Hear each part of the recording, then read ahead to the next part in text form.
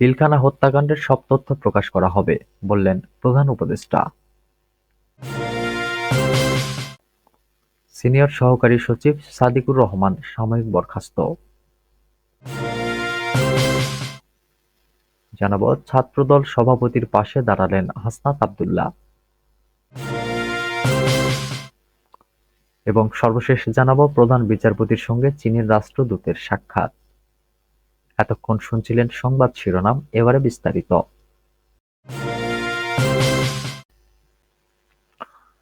পিলখানা হত্যাকাণ্ডের সব তথ্য প্রকাশ করা হবে, বললেন প্রধান উপদেষ্টা। এত বছরেও পিলখানা হত্যাকাণ্ডের পূর্ণাঙ্গ তদন্ত না হওয়ার বিস্ময় প্রকাশ করেছেন প্রধান উপদেষ্টা অধ্যাপক মোহাম্মদ ইউনূস। যত দ্রুত সম্ভব এ ঘটনার তদন্ত এবং এ সংক্রান্ত সব তথ্য প্রকাশ করা হবে বলে জানিয়েছেন তিনি। সোমবার রাষ্ট্রীয় অতিথি ভবন যমুনায় পিলখানায় বিডিআর বিদ্রোহে নিহত সেনা পরিবারের সদস্যদের সঙ্গে সাক্ষাৎকালে প্রধান উপদেষ্টা একথা জানান।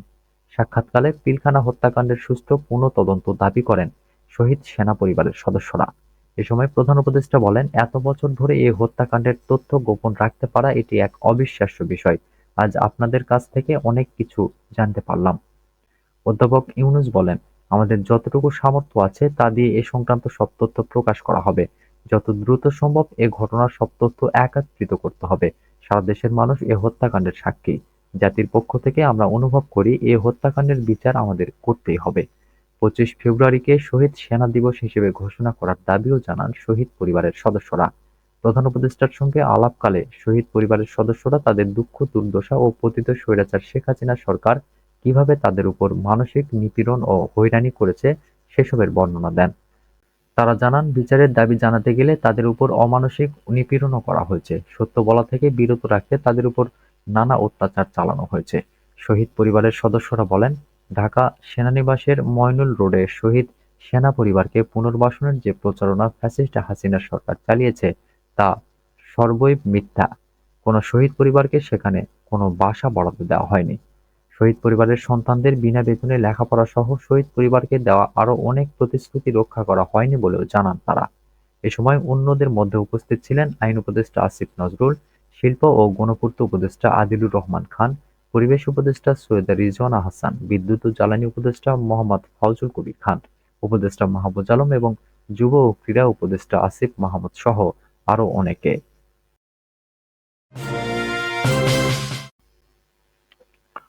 সিনিয়র সহকারী সচিব সাদিকুর রহমান সাময়িক বরখাস্ত।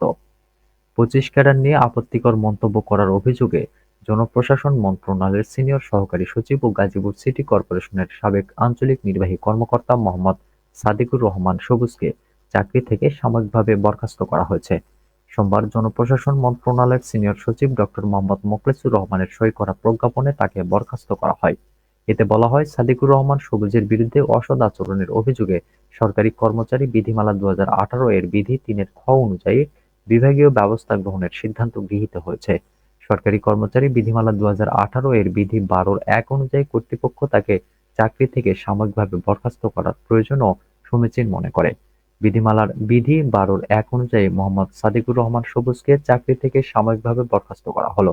সাময়িক বরখাস্তকালে তিনি বিধি অনুযায়ী খোরপোশ ভাতা প্রাপ্য হবেন।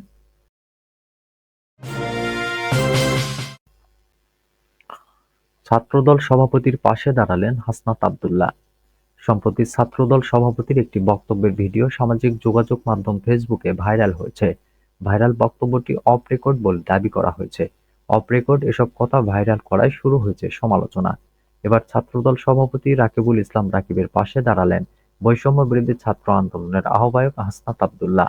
তিনি নিজের ভেরিফাইড ফেসবুক পেজে সোমবার সন্ধ্যায় এক স্ট্যাটাসে ছাত্রদল সভাপতির সঙ্গে যা করা হয়েছে তা সাংবাদিকতার নৈতিকতার বাইরে বলে মন্তব্য করেছেন। ওই স্ট্যাটাসে হাসনাত আব্দুল্লাহ লিখেছেন, রেকর্ডিং অনুষ্ঠানের অফ রেকর্ড কথাবার্তা প্রচার করা সাংবাদিকতার নীতিবিরুদ্ধ। ছাত্রদল সভাপতির সঙ্গে যা করা হয়েছে তা সাংবাদিকতার নৈতিকতার বাইরে। তিনি সাংবাদিকদের উদ্দেশ্য করে বলেন, ক্লিকবেইট এবং হেনস্থার সাংবাদিকতা থেকে বেরিয়ে এসে বস্তুনিষ্ঠ সাংবাদিকতা অব্যাহত থাকুক।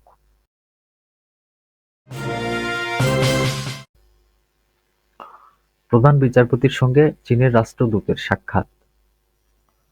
প্রধান বিচারপতি সৈয়দ রেফাত আহমেদের সঙ্গে সৌজন্য সাক্ষাৎ করেছেন বাংলাদেশে নিযুক্ত চীনের রাষ্ট্রদূত ইয়াও ওয়েন।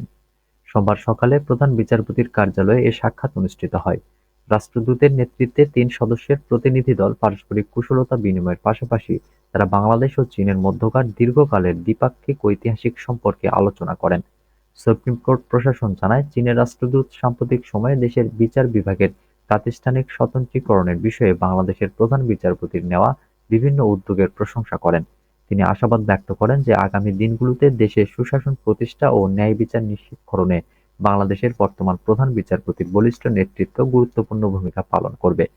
এছাড়া বাংলাদেশে একটি শক্তিশালী বিচার বিভাগ গঠনে চীন বাংলাদেশকে সর্বাত্মক সহযোগিতা দিতে প্রস্তুত মর্মে তিনি প্রধান বিচারপতিকে অবহিত করেন। বিশেষ করে তিনি দুই দেশের বিচার ব্যবস্থায় পারস্পরিক মিথস্ক্রিয়া সৃষ্টিতে উভয় দেশের বিচারকগণের সমন্বয়ে বিশেষ প্রশিক্ষণ কর্মসূচি বাস্তবায়নের বিষয়ে আগ্রহ প্রকাশ করেন এবং বাংলাদেশের প্রধান বিচারপতিকে চীন ভ্রমণের আমন্ত্রণ জানান।